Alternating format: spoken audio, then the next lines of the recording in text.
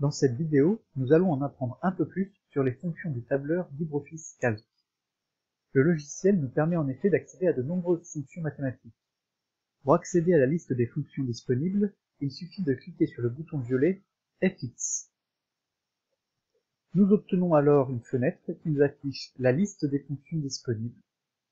On peut répertorier ces fonctions par thème à l'aide du bouton Catégorie. Par exemple, j'ai rentré dans la colonne A les notes des élèves d'une classe. Pour calculer la moyenne de la classe, il me suffit de sélectionner la cellule D2, puis de chercher dans la liste des fonctions la fonction moyenne. Si je double-clique sur le nom moyenne, je vois apparaître sur la droite une fenêtre qui m'explique comment se servir de la fonction. Par exemple ici, j'ai besoin de nombre 1, nombre 2, nombre 3, nombre 4, etc. C'est-à-dire de l'ensemble des données statistiques. Je peux sélectionner la plage à l'aide de ce bouton. Je clique, je sélectionne ma plage de données, puis je clique, et pour finir, j'appuie sur OK.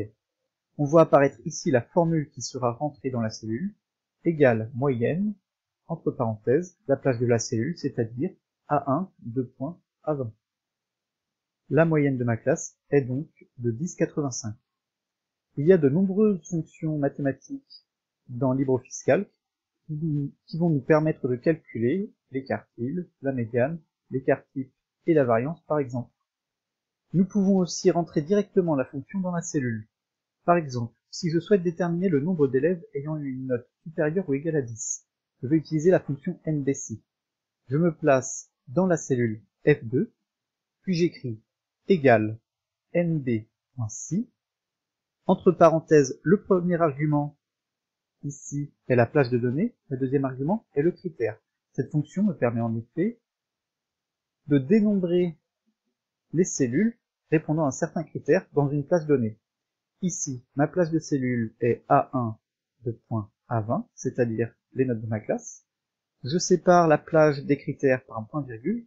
Je précise entre guillemets le critère qui m'intéresse, à savoir ici, supérieur ou égal à 10.